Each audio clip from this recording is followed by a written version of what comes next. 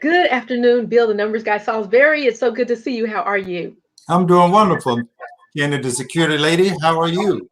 I couldn't be better. I just got off the phone with Phil, who just knows everything about smart home technology, speaking with him a little bit. Phil Heel knows. And I thought about you during the conversation because we started talking about a few things. And my mind went to money and people hiding their money. You know, I love the hidden safes. I was here. Where's the safe? I was sitting here, Bill, talking a little bit, doing a video about this hidden safe right here, the paint can.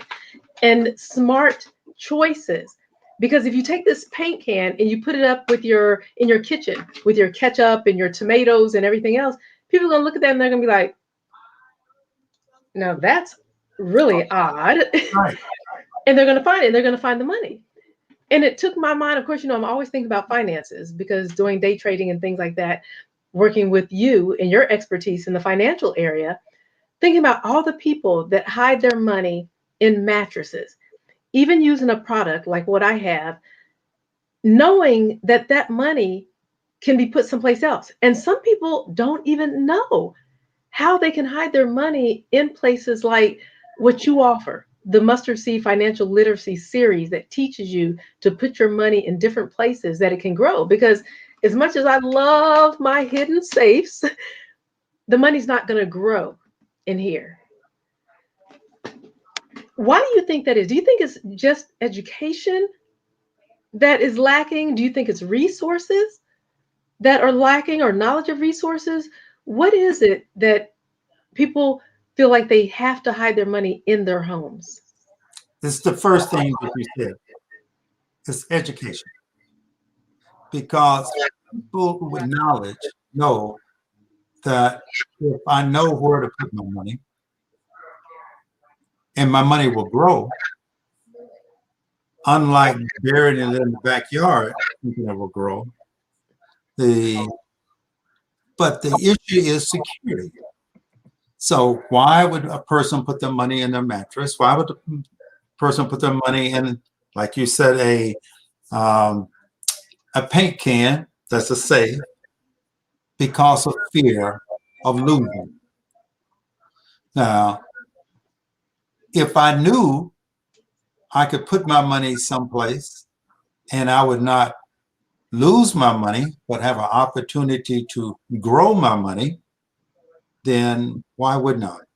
The only thing that keeps me from doing that is fear of not knowing the education piece. So once a person learned to do, they normally would do better. So education is the key. Now, Bill, with education being the key, where did they get that education? It's not taught in kindergarten. You definitely don't learn it in first grade or elementary school. So how is one to get that type of education to learn? Because last year was a perfect example. 2020 was a perfect example of hundreds of thousands of young people realizing they can trade and they were shorting the market and learning about stocks and day trading and all these other things. And then the cryptocurrency, learning about that, even though we know it's been around for a little while now. Last year was like when it just hit the head with everything that's going on Reddit and other things. They a lot of people did not get that education. Where do they find it? Do they just have to keep sitting back waiting for it to hit the news? Do they have to, how does that come about? Well, one of the things, that's a good question, because I know just from experience and being older now that they didn't teach this in school. And the question is, why didn't they teach this in school? And when I began to run into people who were wealthy, who had money, and began to learn from those people how the rich became rich or how to live wealthy. So I found that knowledge was the key. But where do you get that knowledge?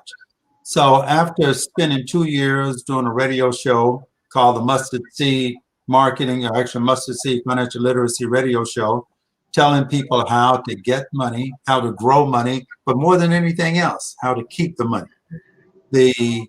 And people would come to me and say, Bill, conceptually, all the stuff you're talking about sounds good, because I learned from a lot of people who have become wealthy. So I was motivated to put together a course, a simple course that a person can sign up and they can learn how money really works, how to get it, how to grow it, and how to keep it. You talked about 2020 being the years we like to call them Xenos. You know, when we start talking about baby boomers like myself, baby boomers worry about retirement. And we talk about that in my courses. What to do 10 years, 5 years, 2 years, 3 years for retirement. But also the young person who wants to know how to start to invest. Investing is exciting, but we were taught only the rich can invest. Well, that's not true anymore. The young, and you can start with as little as $50 a month. You know, I learned myself back when I used to day trade. When I used to trade, in order to be with a company like you, with TD Ameritrade, in order to be with Charles Schwab, you know, like I'm with right now, you needed to have $25,000 to start. Today, you don't need that. You know, you can actually open up a TD Ameritrade account, a Charles Schwab account. You can actually open it up with $0.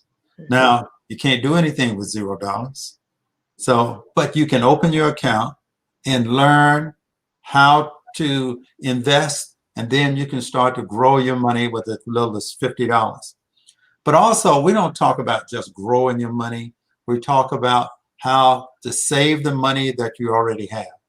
And then we also talk about, one, how to add an additional stream of income. So we go through the plethora of educational resources, and believe me, I've gathered these resources over the past 2 years on where, how, and when to put your money. And none of my resources say put it in a mattress. Or, you know, I like the safe that you have. But you know, one of the things when you're holding on to money, if you're not using your money and not allowing your money to work for you, then you're losing money, because those opportunities doesn't come along that often. Okay, you know, you make a very valuable point, because you know I love these things and I promote them big. And I do agree with you completely, 100%. This is more of a temporary, if you just have a little bit of cash in home that you need to use all the time, just quick money. And a lot of people are going away from cash because people are going to credit cards, which is another subject for more in depth on another day with the credit cards. The Is the financial, when you're working on that series that you have, is it the difference? I'm going to open this up for a second because I have a couple of things in here that I'm going to show. Okay, when you pull out money, you garden your money and you're keeping it, but you haven't learned yet how to grow it and how to keep it. Because if you put it in here, it's not growing anywhere. It's going to be exactly 100 years from now and worth maybe less than when you put it in there. This is 50 pesos. This is $1. When I went to the Dominican Republic for the first time, I was told that 50 pesos is the same as $1. Because I didn't know any better, I somewhat believed it until I checked it out and found that no, 50 pesos is not $1. And anytime I did that, I was losing money. To many people, they feel like, okay, well, 58 cents right now, I think the peso is 58 cents on $1, something to that effect. You're losing several pennies over time. And I heard you mention once about the penny. If you were to save a penny a day, compounded, if you compound that every single day for X amount of days or years, you can become filthy rich by doing that. In your Mustard Seed Financial Literacy series, do you teach some of those principles? Oh, absolutely. We talk about compound interest, and compound interest is probably the most important factor. We talk about how to invest early and how to invest often, because compound interest is your best friend. Money won't work for you. Now, I want to go back just quickly. The like the can that you have, I have friends of mine that feel, and psychologically, it makes a lot of sense. With some of the things that's happened, they feel real good by having some dollars accessible. Because if the banking institution falls apart, which is unlikely, but it's real nice. You got an emergency? Where do I keep my emergency? You know, I have a friend of mine who keeps $1,000 in his house because it makes him feel good. And that's important. And there's nothing wrong with it. So when you put that $1,000, that's your emergency fund, just in case something happened in the middle of the night. The son, that's good if it makes you feel good.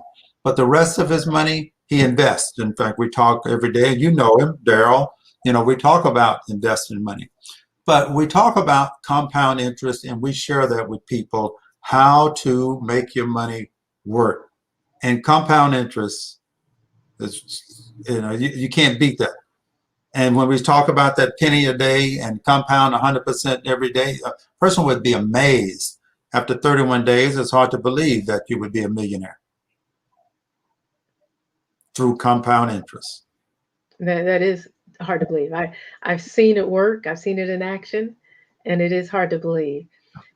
I want to give a shout out to Daryl. Hey, Daryl, just want to give a shout out to you. It's so encouraging to hear that you invest. Yes, it's always a good thing.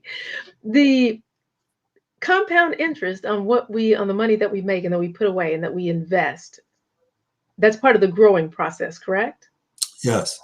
And we talk about where to put that money. I'm a firm believer you don't put all your eggs in one basket.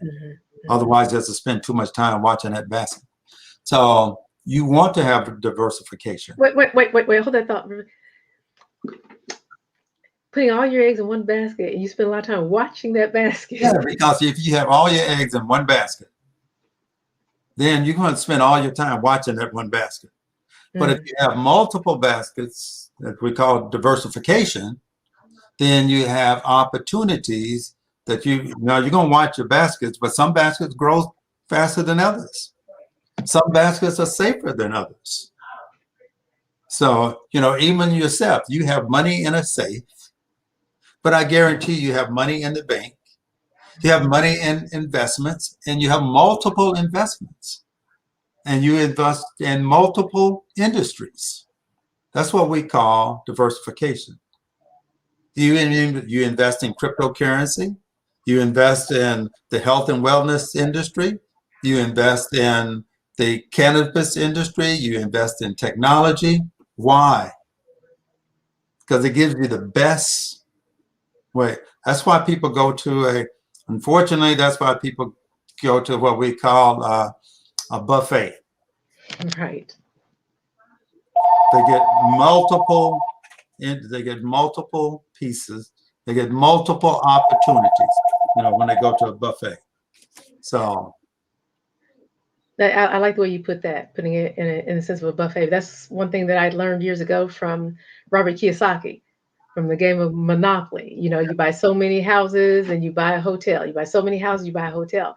And with that money, and I've seen it come to fruition in my own life with doing the day trading, because you have X amount spread out and it balances each other. and some of the investments are going to not grow as fast, but that's okay. So the reason I call my company the mustard seed, because it's all about planting seeds. All the seeds won't grow the same. Some of the seeds may not grow, but if you plant enough seeds, if you got good seeds, you plant enough seeds, you'll get a good harvest. Okay. So to sum this up in these last few minutes, you think the biggest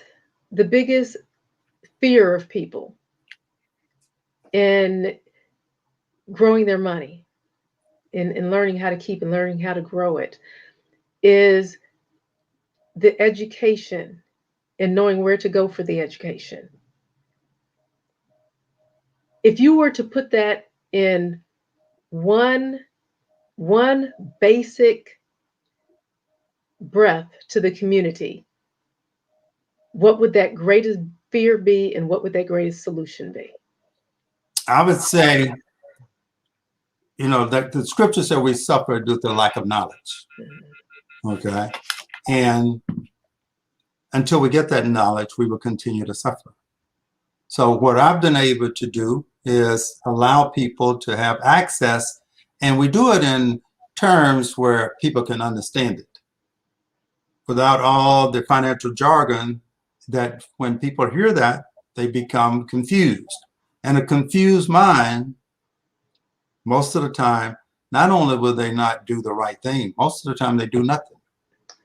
So we try to make it, I try to make it as easy and as simple for them to understand and give them the knowledge, because without knowledge, we perish. That is so true. And we see that in the finances of many homes across the country and across the world. So thank you for the knowledge that you give through the Mustard Seed Financial Literacy Series. What is your website? I have a number that's first of all is mustardseedfls.com. That's mustardseed, F as in Frank, L as in Lemur, S as in Sierra.com. And you know, they can even sign up for my newsletter.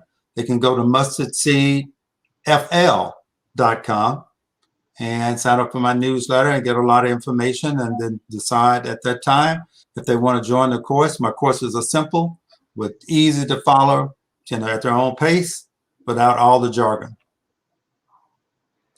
Okay, So thank you. mustardseedfl.com and mustardseedfls.com. Thank you so much, Bill, the numbers guy, Saulsberry, for your education that you give out to our community. Thank you for your financial literacy series. I love personally being a member of that financial literacy series, and I've learned a lot through taking your courses. So I am appreciative of everything that you do. Keep doing what you do. People, please take a look at the website. If you have any questions, Bill is more than happy to get back with you. Shoot a message if you found value in this video. Leave us a comment, like and share, and we'll see you on the next video. And thank you. We look forward to seeing you on the next video.